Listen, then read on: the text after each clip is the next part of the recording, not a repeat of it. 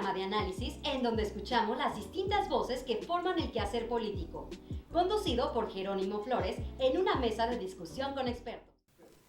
Hola, ¿qué tal? Buenas tardes. Qué gusto poder saludarlos a todos ustedes. Y como siempre, le damos la mejor de las bienvenidas a este su programa de Ecos de la 4T.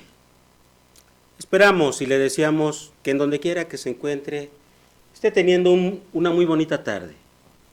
Hoy es jueves, día de Ecos de la 4T, y estamos transmitiendo desde la ciudad de Guadalajara, Jalisco. Sí, escuchó bien, desde Guadalajara, capital de Jalisco. Los hemos convencidos de que si alguien ahora tiene algo que decir o que hablar, este es el mejor momento. En la conducción, Jerónimo Flores González, y en la producción, Víctor, Jorge, Diego y Pamela, a quienes saludo. Se los llevaremos a todos ustedes con el mejor de los gustos. Mire, todos los integrantes del equipo, por supuesto, ya conocidos por usted, tal y como ya lo hemos venido haciendo, le hemos preparado un muy buen programa. Así que lo invitamos a que se quede con nosotros. Gracias, muchas gracias por brindarnos su atención y por apoyarnos. En un momento, comenzamos. Bien, miren, ya se encuentra con nosotros como cada jueves para su participación semanal aquí en el estudio, nada más y nada menos que el profesor Gabino Berume Cervantes. Profesor, buenas tardes. Con el gusto de siempre, licenciado Jerónimo. ¿Cómo está? Bien, felizmente. ¿Y de buenas? Y bien y de buenas, como todos los jueves aquí en los micrófonos de Ecos de la 4T. Y bueno, pues se van acumulando muchos temas cada semana, profesor Gabino. Sin duda. Oiga, siguen las buenas en lo que corresponde a la parte económica en el país. Muy buenas noticias. Hay algunas firmas calificadoras que señalan pues que va la economía del país inclusive un tanto cuanto mejor que la de Estados Unidos. El dólar está también todavía manteniéndose. La inversión extranjera también fluyendo. La inversión directa del extranjero está siendo muy significativa, de tal manera que eso hace que haya confianza en los mercados internacionales. Y en lo social, pues también ya se empiezan a ver los primeros resultados. Ya ve, el Coneval también acaba de dar una información que todo indica que afortunadamente ya en el rubro de la pobreza y la desigualdad, pues se ha ido poco a poquito, caminando. 5 millones salen de la pobreza extrema y pues sí, es una apuesta de este gobierno la transformación. Profesor Gabino, ¿cómo ve ese indicador, ese dato? El lema que siempre ha impulsado el presidente desde que fue jefe de gobierno de la Ciudad de México fue: por el bien de todos, primero los pobres. ¿Eso qué significa? Pues que hay que jalar de la marginalidad a personas que tienen esa característica de vivir en pobreza o pobreza extrema. ¿Qué ha venido a paliar todo ello? Pues los programas sociales.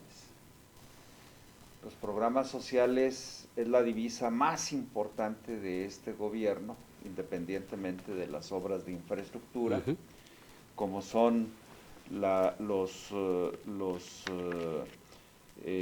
proyectos que van a causar un impacto económico de manera extraordinaria, como es el tren transísmico, el corredor transísmico, el Tren Maya, Dos Bocas, la refinería Olmeca.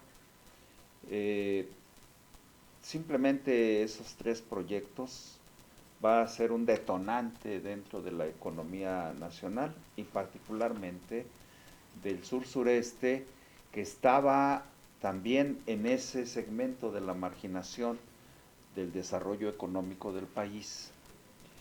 El desarrollo económico en el país se veía desde luego muy identificado, muy focalizado en el centro, el occidente y el norte del país.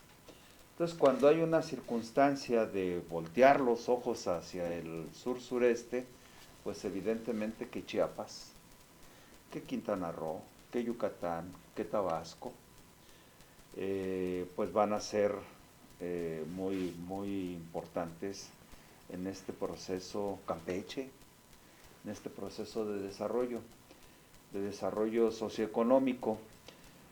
No hay que olvidar que estados como Campeche, Tabasco y Veracruz, pues son estados petroleros. Tamaulipas son estados petroleros por su propia ubicación geográfica y privilegiada de la parte del Golfo de México. Entonces, el hecho de que en el caso de Campeche y alguna parte de Veracruz, pues no tuvieran ese proceso de desarrollo como lo tenía obviamente el puerto y el norte del estado de Veracruz. Incluso en Tamaulipas no había todo un proceso de desarrollo socioeconómico que se pudiera ver como parte de ese crecimiento por la renta petrolera. Ahorita que menciono este asunto de la renta petrolera, hubo sexenios importantísimos en donde hubo una explotación de petróleo, una producción de petróleo que, ¿dónde quedó la renta petrolera? ¿Dónde? No se vio reflejada. Claro. Se desperdiciaron aspectos importantes en el régimen de José López Portillo, que incluso nos había mencionado que nos acostumbráramos a administrar la riqueza. La abundancia. La abundancia. ¿Y qué fue? Pues sí, abundancia, pero para unos cuantos. Y el grueso de la población siempre se vio en la marginación. Por lo tanto, hoy que se están produciendo todo este tipo de cuestiones que se están generando como proyectos de infraestructura, pues sin duda que se van a ver reflejados en el proceso de desarrollo, no nada más en lo industrial, sino que también se va a ver en el proceso de desarrollo comercial, porque ahora va a haber una vinculación de Asia con Europa a través de los océanos, el Pacífico y el Atlántico, pero también una ruta comercial hacia el norte, que es a donde estamos enfocados con el Tratado de Libre Comercio, que nosotros siempre hemos visto que bueno, nuestra vinculación con Estados Unidos está intrínsecamente ligada. Oiga, profesor, también otra noticia importante es que se vuelve a rescatar la aerolínea emblemática de México, Sin duda, mexicana. Esa es una excelente noticia. Ya los trabajadores y jubilados, algunos de ellos inclusive, ya empezaron a cobrar finalmente sus indemnizaciones. Pero lo más importante es que ya el país va a poder tener otra aerolínea para... Sí, recordemos que Mexicana de Aviación y Aeroméxico, las dos eran empresas del Estado. Sí. Y estas aerolíneas que eran altamente rentables, altamente productivas, por el número de destinos a los que solían llegar, pues les daba mucha afluencia de pasajeros. ¿Y qué sucedió? Que en el proyecto del presidente que prometió el cambio, sí se dio, pero para que las empresas del Estado pasaran a los privados, que fue el caso de Mexicana de Aviación. Luego, en el periodo de Calderón, para congraciarse con los que le apoyaron para llegar por la vía del fraude electoral a la presidencia de la República, les entregó a Aeroméxico.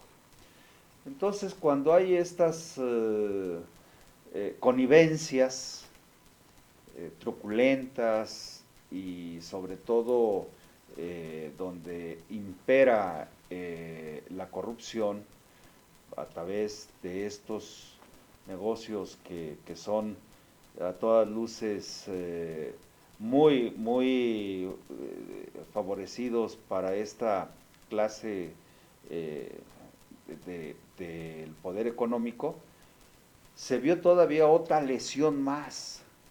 No se pagaron los impuestos por esa transacción. Deberían de haber pagado por esa transacción de Aeroméxico 10,000 millones de pesos y no lo hicieron. ¿Dónde quedó ese dinero? Por eso el presidente Andrés Manuel López Obrador, otra de las banderas es el combate a la corrupción. El combate a la corrupción y a la impunidad. Eso significa un gran avance para el saneamiento de las finanzas, que eso es lo que ahorita está percibiendo, lo que están percibiendo los inversores extranjeros, porque ven que hay finanzas sanas, que no hay endeudamiento, que todos estos proyectos de infraestructura han sido con base al presupuesto, no ha sido con deuda pública, con deuda extranjera, con deuda contratada. Entonces, pues quienes estaban acostumbrados, como era la Banca Internacional y el Banco Interamericano de Desarrollo, el Banco Mundial, a que si el presidente de la República decía ocupo tantos miles de millones de dólares, no, aquí les va otro resto. O sea, comprometían más al gobierno de la República para que hubiese un endeudamiento mayúsculo.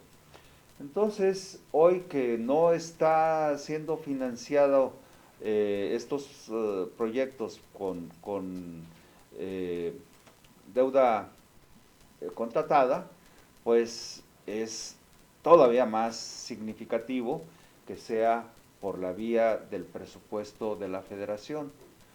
El presupuesto de la Federación este año tuvo alrededor de 8 billones de pesos. ¿Eso qué significa? Que no necesitaba más endeudamiento. Al contrario, con estos ingresos vía presupuesto de la Federación, vía presupuesto, la Federación está pagando un poco más del servicio de la deuda. No ha dejado de pagar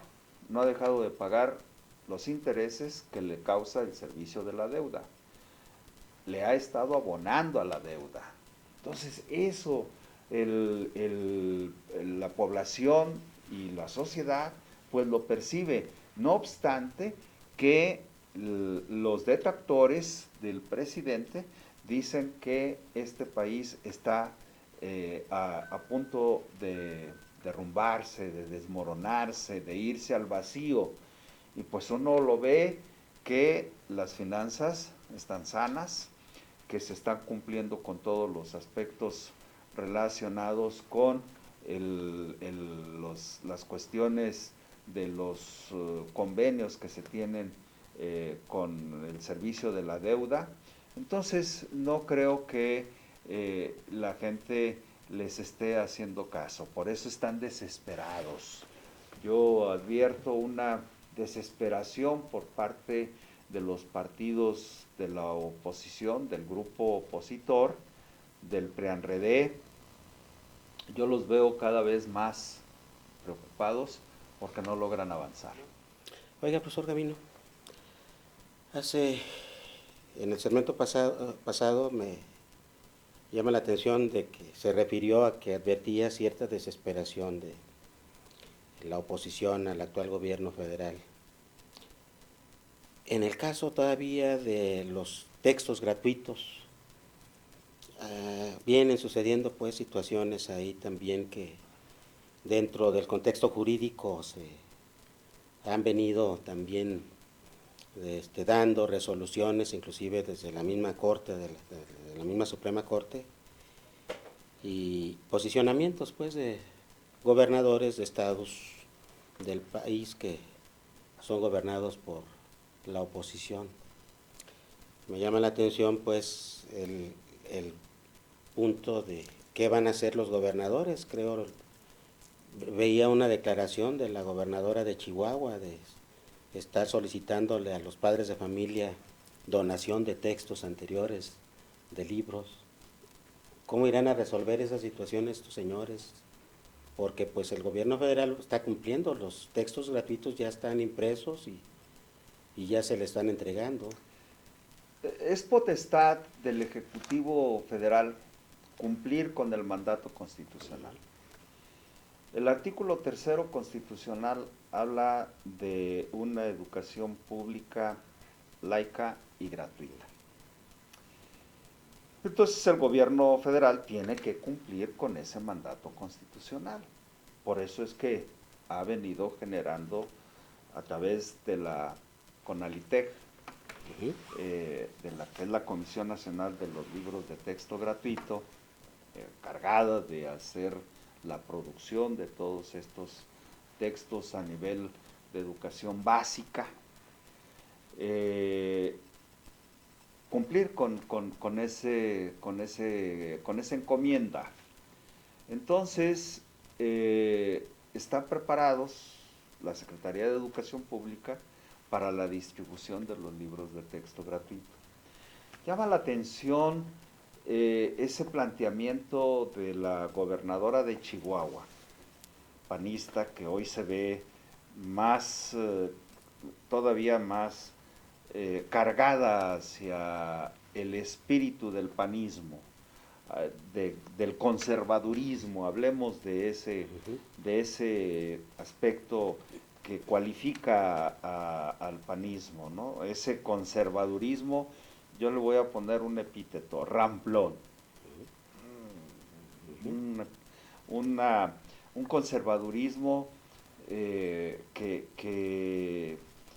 no tiene posibilidades de avanzar, porque hoy la ciudadanía está más despierta. Hoy la ciudadanía entiende que lo que ellos han argumentado ha sido lo mismo que se argumentó en 1960, cuando fue la primera emisión de los libros de texto gratuito bajo la presidencia del presidente Adolfo López Mateos y secretario de Educación, don Jaime Torres Bodeta. Entonces, ahí vemos nosotros cómo ese mismo discurso engañoso,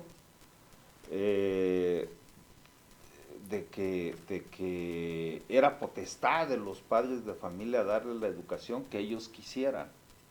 Entonces, y ellos, los conservadores, los panistas, decían que debían de estar apegadas, esos preceptos educativos deberían de estar apegados a los principios morales de la fe, de la religión, y que por cierto estaban enfocados a la religión católica.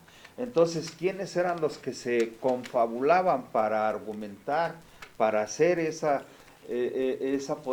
posición argumentativa de que se estaba desviando con ese liberalismo, con esa forma de estar enseñándoles a los niños aspectos que tienen que estar enfocados de corte científico. Esos enfoques deben de ser científicamente comprobables, no dogmáticos. Entonces, en ese sentido, pues se opusieron, incluso en aquellas épocas tuvieron la manifestación de hacer una quema de libros en alguno de los estados, principalmente en el estado de Guanajuato. ¿Qué dice el dirigente nacional del PAN? Los conmino a los padres de familia a que le arranquen las hojas del libro que no correspondan a su entendimiento de querer enfocar la educación de sus hijos. Entonces, ¿cómo un dirigente nacional de un partido convoca a esa forma tan aberrante, yo dijera cavernícola, sin ninguna racionalidad? Entonces, están tergiversando el espíritu de la Constitución y están en contra de una educación científica, de una educación que le dé al educando las pruebas fehacientes de lo que es su naturaleza, porque para ellos el decir que están enseñándoles, que está enseñándose una educación genitalizada, caray, esa es una aberración absoluta. Oiga, profesor, en otro tema, ya prácticamente estamos en la antesala del inicio del proceso electoral presidencial del 2024 y pues ya están bien definidos los dos bloques de los partidos políticos coaligados. Con toda su experiencia política que tiene, profesor Gavino, por favor, déjeme su opinión, cómo está viendo el procedimiento que está llevando a cabo el Frente Amplio opositor, Frente Amplio por México. Por México. Bueno, yo ahí veo que están cada vez más confundidos de quién podrá ser o quien vaya a enarbolar la bandera del Frente Amplio por México. ¿Por qué lo señalo de esa manera? Porque yo pienso que ya Xóchitl Gálvez no las trae todas consigo como en un principio.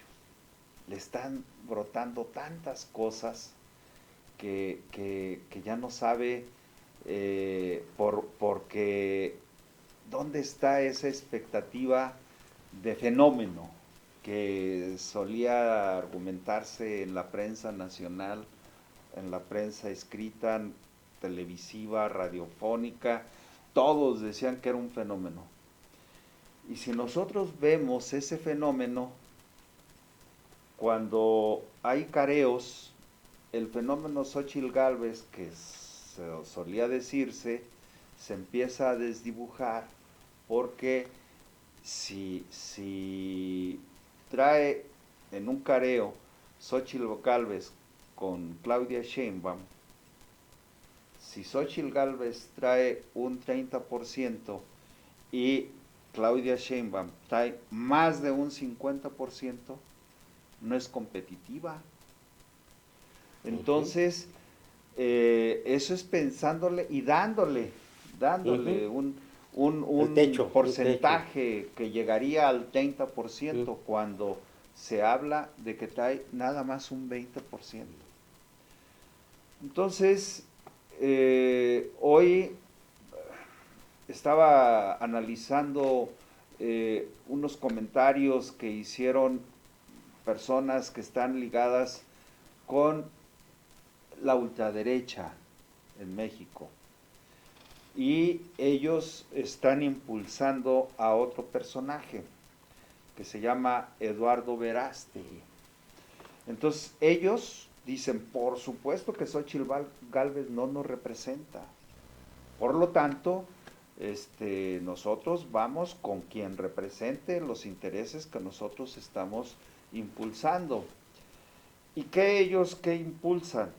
Pues que Eduardo Verástegui es un personaje que reza el rosario todos los días. Entonces dices tú, bueno, si Acción Nacional es de derecha, hay todavía otro segmento de la sociedad que se hace todavía más a la extrema derecha. Y bueno, ahí lo que se advierte es que entre ellos no va a haber una cohesión. Que en el caso de cómo están ellos manejándose para que sea Xóchitl Gálvez la que encabece el frente opositor, ahora resulta que aparece una figura política mucho más avesada en lo que es la política nacional, como es la senadora Beatriz Paredes Rangel. Entonces, una trayectoria política de la senadora Beatriz Paredes que por mucho deja de lado a la banderada panista. Entonces, ¿qué es lo que yo creo que se va a generar? Que son dos propuestas de los panistas encarnados en Xóchitl Gálvez y Santiago Krill, y por el otro lado es la senadora Beatriz Paredes, que ya son los tres finalistas para el siguiente proceso que se va a elegir. Entonces, el voto de los panistas se va a dividir entre dos, entre Xóchitl Gálvez y Santiago Krill. Y el voto de los priistas, todo se va a concentrar en Beatriz Paredes. Por eso es que puede haber esa cuestión que le favorezca a Beatriz Paredes, y que si de alguna manera hacen todo lo indecible, todo lo imposible para que saquen a Xóchitl Gálvez, voy a decir que va a dejar los trapos en la cerca, porque a la hora de brincar la cerca le va a costar mucho trabajo. Entonces creo que ahí se van a ir generando cuestiones que le afecten a esa propuesta o a ese proyecto que se decía que estaban muy bien cohesionados, todos en favor de Xóchitl Gálvez. Y ahorita ya vemos que ese fenómeno, como también ha sido producto de mucha ironía e hilaridad por los cartonistas políticos del país, de que fue un globo demasiado inflado que con cualquier pinchazo se va a desinflar. Entonces, ¿qué tenemos que esperar? Que la oposición, ese Frente Amplio por México, pues se va a quedar en el camino con quien sea, con el que sea, ya sea Xóchitl Gálvez o Santiago Krill, pero se van a quedar en el camino. ¿Y cómo ve el proceso interno de selección para el representante de la transformación de los partidos coaligados en Morena, PT y Verde? Ahora deme, por favor, sus impresiones, su punto. Sí, lo que empezó ayer y le siguió hoy, creo que en el equipo de el ex canciller Marcelo Ebrard va a terminar mal. ¿Por qué lo menciono de que va a terminar mal?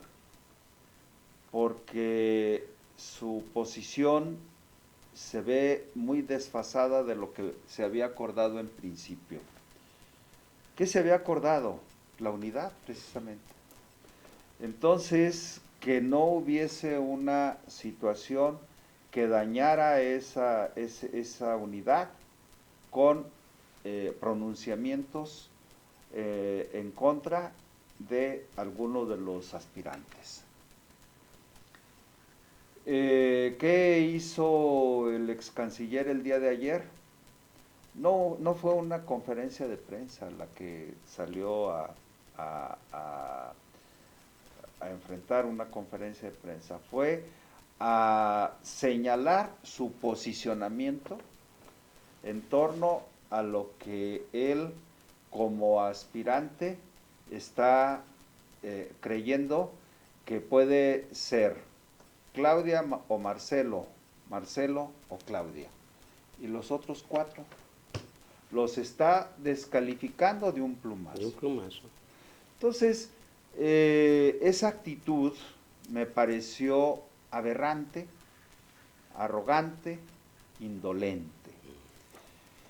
Y creo que, a mi juicio, lo que está haciendo con esta manifestación es pavimentar su salida del proyecto de la Cuarta Transformación.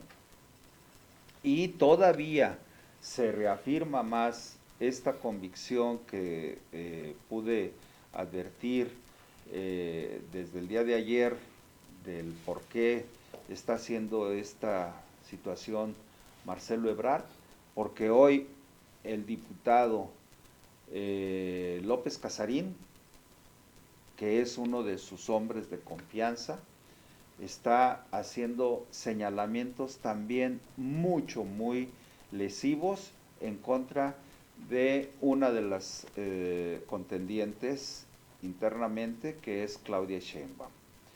Veo muy moderados, y sensatos en cuanto a sus expresiones al diputado Gerardo Fernández Noroña y tanto el diputado Fernández Noroña con licencia como el senador con licencia Ricardo Monreal. Ricardo Monreal. Y Velasco. Velasco. Más bien el Güero Velasco. El Güero Velasco. No, Ricardo Monreal estaba prácticamente asintiendo y dándole a Marcelo. Sí. Y el senador Velasco. Sí, Ricardo Monreal le estaba dando por su lado a Marcelo. Sí. Entonces, claro que es una actitud que no corresponde. Además, cuando ya están haciendo ese tipo de señalamientos, es porque también hay desesperación en el equipo y en el propio ex canciller.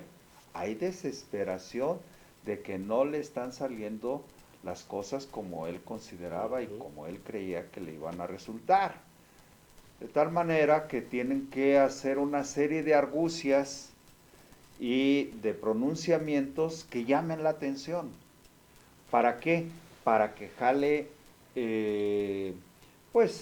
algunos inconformes dentro del morenismo y se puedan ir a su proyecto.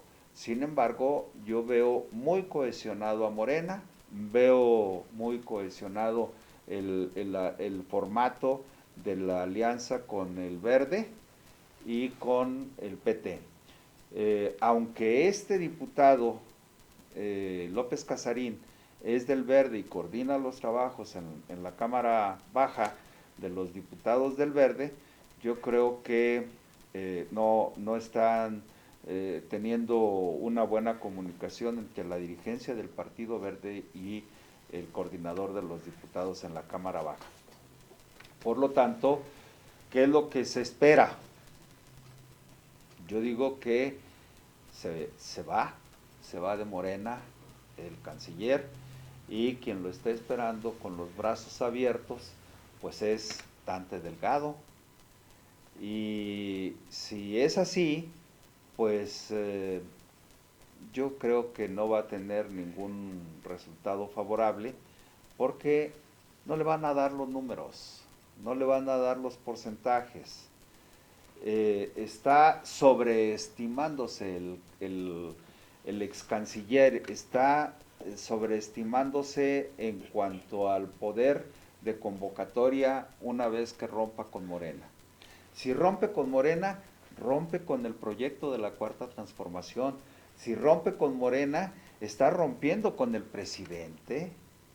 Y no olvidemos que todavía el presidente trae un liderazgo muy fuerte al interior de Morena, y no se diga en el ánimo de la ciudadanía a nivel general, en donde la aceptación que hay en la ciudadanía es de más del 70% de aceptación de su gobierno. Y eso, ¿qué lo hace? Un presidente muy fuerte. Pues mire, ya estamos a escasos, ¿qué? 22 días, ¿no? Para Sí. que se definan Sí. quiénes Sí, van sí. a ser los Ya, suspirantes. ya estamos casi a la víspera. Esperemos a ver qué resulta. Sí, señor. Profesor Gavino, Un muchas gustazo. gracias. Lo esperamos en el siguiente programa. Encantadísimo. Vamos como un siempre. corte y regresamos. Qué bueno que continúa con nosotros, ya estamos de regreso y miren, ya se encuentra aquí en el estudio el abogado Eduardo Montaño Ramírez. Eduardo, buenas tardes. ¿Cómo Buenas tardes, estás? Jerónimo, pues aquí visitándote. Muchas gracias. Muchas gracias por hacerlo, como cada semana. No, no tienes que dar las gracias, al contrario, es una buena oportunidad para comentar algunas cosas que de repente aparecen ahí en los escenarios. Entonces, ahora, ¿qué nos quieres, por favor, poner sobre la mesa? Escuchaba al profesor Gavino Ujú. y habla sobre este periodo que se está dando preelectoral. Ujú. Y cómo empiezan a aparecer ciertos, pues no sé si son fantasmas o son jugadores ya muy experimentados que están haciendo o que van a empezar a hacer jugadas muy interesantes. Y entre toda esa especulación, entre todo ese escenario, podría aplicarse el conspiracionismo, en donde se puede especular muchas cosas. Vemos cómo de veras, por una parte, decía el profesor, que la candidata del Xochitl Gálvez, El Frente Amplio. pues todo el mundo lo puede ver, se va desgastando poco a poco, o mucho a mucho, porque no cuaja, ¿verdad? No se ve, por muchas razones, ¿no?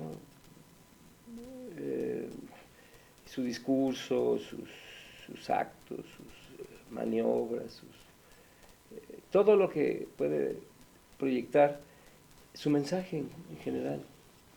Entonces, quienes la apoyan, pues no logran hacer algo que sea, que madure, que se considere en algún momento una verdadera alternativa. Pero eso hace pensar ciertas cosas, ¿no?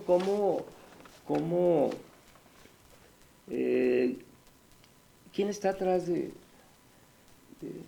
la señora Xochitl Gálvez? ¿Quién la impulsa? Además del PAN, ¿quién la impulsa? Sabemos de empresarios que la impulsan. Hay un empresario muy famoso que la ha impulsado. No nada más eso, la designó como la candidata de esa fuerza política, e incluso pasando por encima de otros compañeros de su partido, del propio Krill, ¿no? Ha sido desdeñado, y a este señor, que es todo un personaje, que quizá tendría que analizarse y hablar de su obra, de su trayectoria, de su posición, de sus capacidades y sus recursos, ¿verdad? Este señor X que apoya a la señora Gálvez, que yo en algún momento llegué a pensar que él él, él tiene como objetivo el control del gobierno. Lo tuvo, el control del gobierno lo ha tenido en el pasado, recientemente, con Peña Nieto. Él controló muchas de las políticas del propio Peña Nieto. Y conocemos sus discursos, sus declaraciones sobre los maestros, sobre...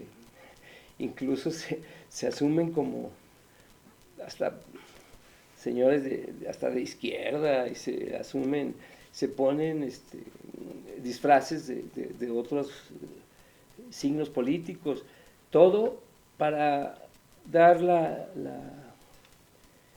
para convencer, pues, para transmitir una idea que pues tampoco cuaja muy bien, pero sirve para identificarlos.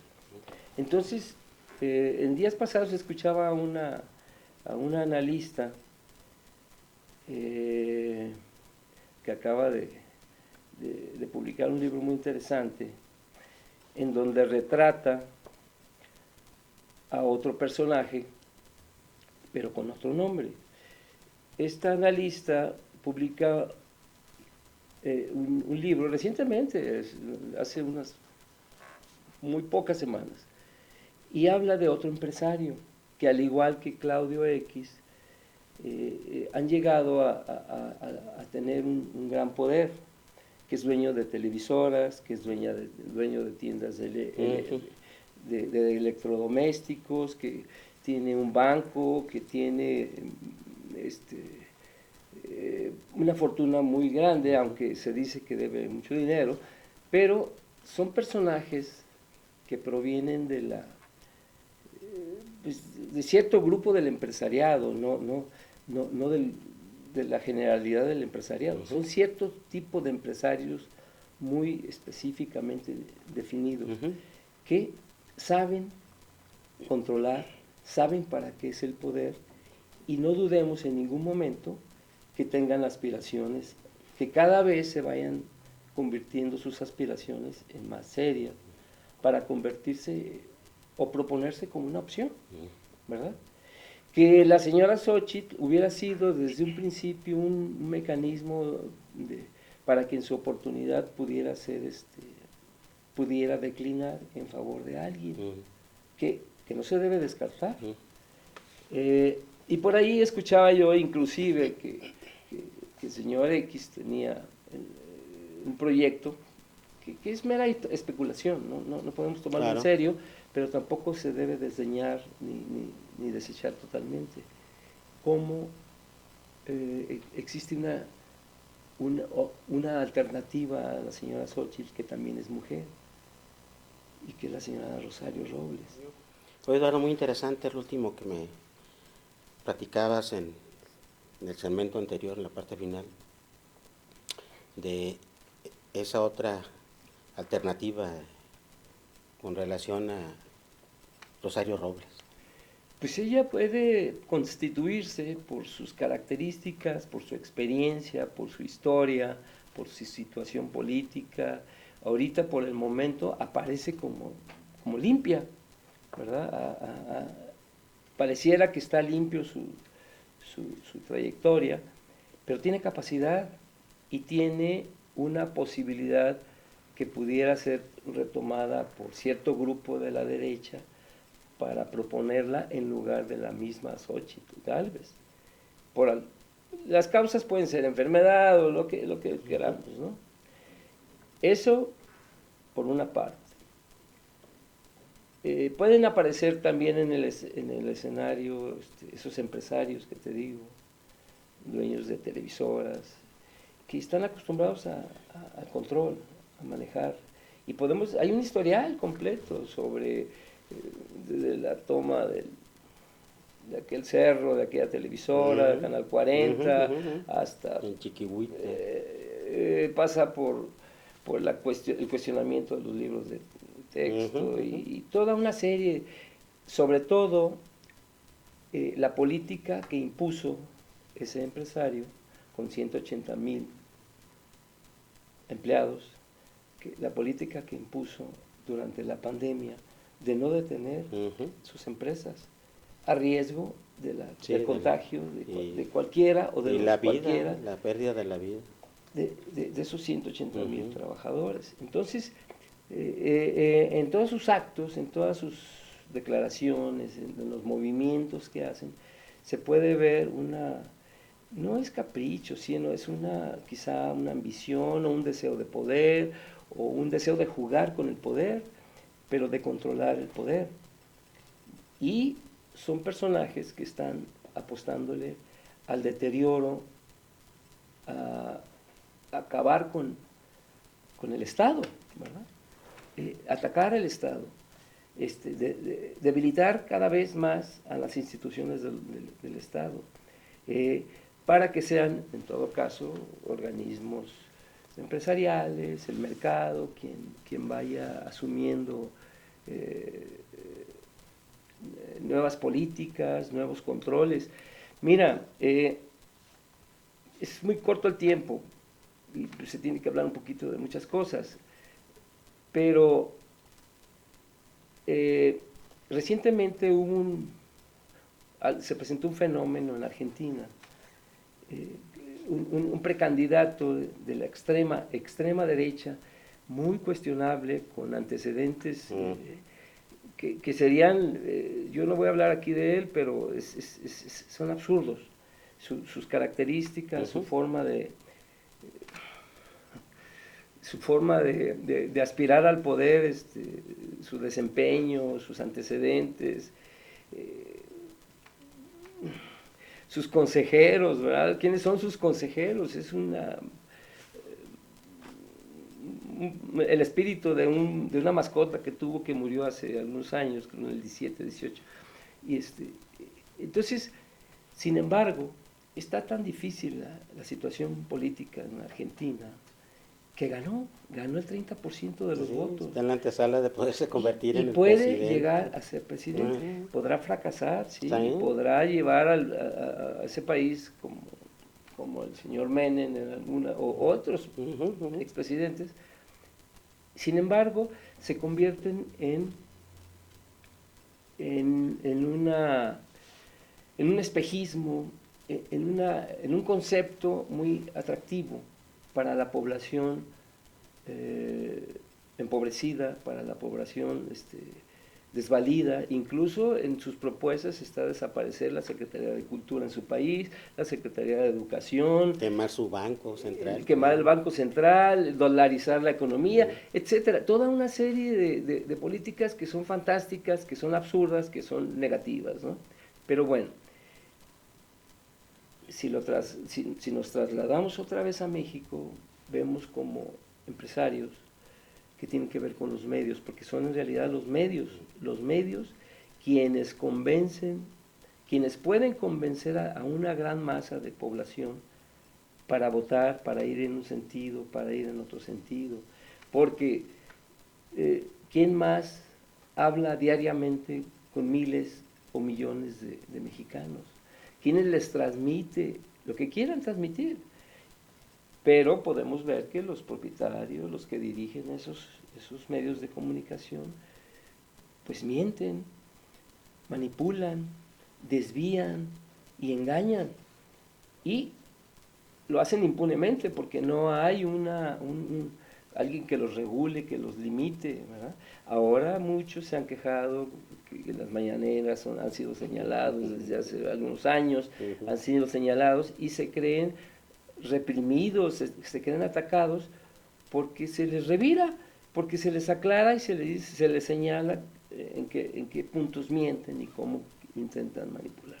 Entonces, esos empresarios pueden ser ese tipo de empresarios, porque no todos los empresarios son así. Hay muchos empresarios que están invirtiendo, que están sacando, que están haciendo negocio, que están compartiendo con el mismo gobierno los riesgos y están generando empleo. Así es. Pero a ese otro tipo de empresarios, manipuladores, porque se advierte en su discurso que persiguen, ¿no? O sea, ¿cómo es posible que alguien que se dedique a los negocios, a hacer negocio, a hacer dinero, se diga de izquierda, ¿verdad? O se diga que está interesado en objetivos que son muy opuestos a su naturaleza, ¿no? Claro. Entonces, podemos encontrar contradicciones muy graves.